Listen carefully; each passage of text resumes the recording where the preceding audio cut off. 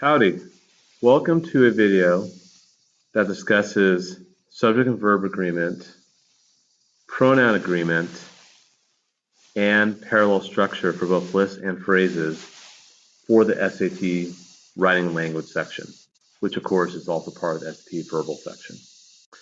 So let's talk about subject and verb agreement. You will see some questions, first of all, the writing language section is in passage format. And when you start reading the passage and you see something underlined, typically you'll see some questions that will deal with subject verb agreement. And to check and make sure that you are comfortable with recognizing a subject verb disagreement and knowing how to fix it. So for example, let's look at number one here. Annie and her brothers is or are at school. Because you're talking about two or more than two people, actually probably three or more people because it looks like she has more than one brother. We're going to go with are in this case. That's a pretty basic one. But one where some people get kind of tripped up, look number two. Either my mother or my father are coming to the meeting. You don't want to say are. You actually want to say is in this case. Either is going to imply singular unless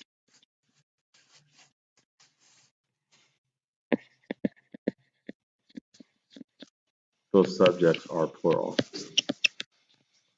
So if you said like either the Giants or the Red Sox are going to win the World Series, you're talking about players on these teams, or either my teachers at my school or the teachers at my friend's school are going to give a lot of homework, then fine. But in this case, you gotta say is because it is going to be singular. If you look at 7, it's another tricky one. One of my sisters, to tell one of, even though you see something plural here, it's going to be is. And the other trick you can do too is look at prepositions. Typically subjects become before the prepositions.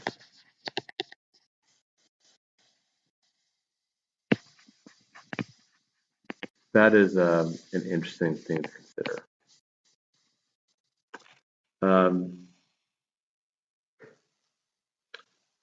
We'll look at one more, number 9. The movie including all the previews. So you're really just talking about the movie. This right here we call a non-essential clause. It's not really necessary in the sentence.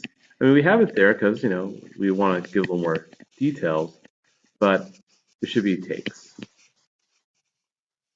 you'll have the rest to try for practice. So let's look at pronouns now. Now, there's a lot of different ways to look at pronouns. We're going to focus more on pronoun agreement and the pronoun antecedent. The antecedent is basically what the pronoun is referring to, another noun in the sense. Like in this case, the ball is on the table, fine. Or Mary threw the ball. But if you're going to talk about Mary later on, you want to use she, or talk about the ball later on, use it. Because sometimes we don't want to say the ball is on the table, then I picked up the ball and threw it. You want to say then I picked it up and threw it. You don't want to keep saying ball over and over. Or Mary threw the ball, Mary then caught the ball. No, you can say she just caught it, because now we know we're talking about Mary. So pronouns kind of avoid repetition. So that's one reason why we want to go with them. So in this exercise, we want to see where's the pronoun and the antecedent. And sometimes everything might be fine, but if not, we'll fix it. So if we look at number 1, not until the early 20th century did the city become capable of maintaining there. So there is supposed to refer to city. So there's your pronoun, of course. And there's your antecedent. But the problem is that there is plural. City is singular. So you're going to want to change that. Its population. And we're guilty of saying there, but if you talk about one city, like say, San Francisco and their residents, San Francisco and its residents. Now, if you said the cities in California and their students, or and their residents, yeah, then you got to say there, because you're going to plural by saying city. Cleo Davis, the mother of jazz legend Miles Davis, was an accomplished pianist in her own right, but she hid that fact from her son until she was an adult. Well, we know we're talking about a woman. Miles Davis is a man. So there you go. And everything's okay here. Pain doesn't show up on the body scan. It can't be measured in a test. And as a result, many chronic pain sufferers turn to art in an effort to depict that. That's kind of tricky, like what that's referring to. In order to depict that pain, perhaps, you want to be kind of clear. Sometimes this is the pronoun that is ambiguous or it's unclear. So you want to kind of be more specific sometimes. Let's talk about number 4. The nitrogen cycle describes movement from the air into organic compounds and then back into atmosphere. And that's okay because we're talking about one cycle, so it would work just fine. That's okay. Lastly, we're going to discuss parallel structure. You could have lists, like for example, changes in wind circulation patterns run from sewage and using chemical fertilizers can lead to the creation of ocean waters low in oxygen and inhospitable to marine life. So noun, and verb, doesn't work. Changes, runoff, use of. Noun. Or here, when Yuko arrives from soccer practice, he makes himself, okay, fine.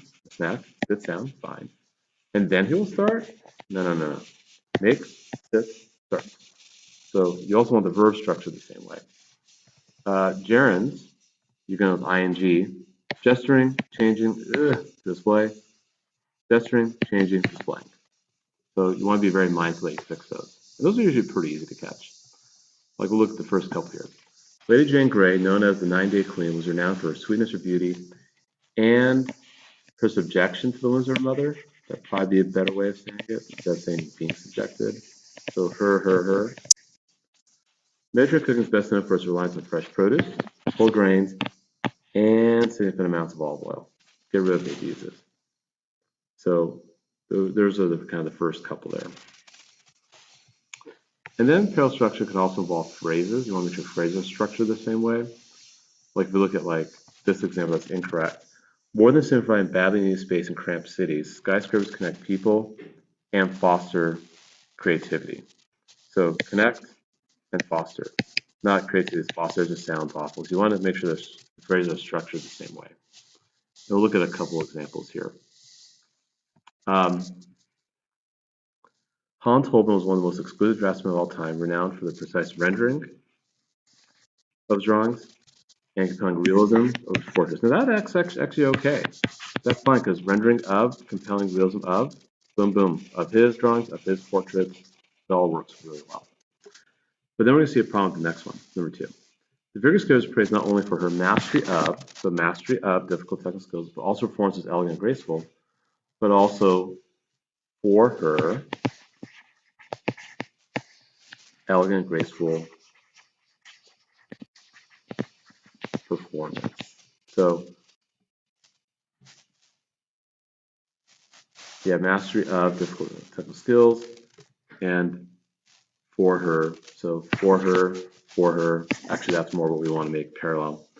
I don't know if we could say use the preposition of for the second part, but for her, and that's what we get. So that pretty much concludes this video on sort of verb agreement, pronoun agreement, parallel structure of lists of phrases. Goodbye.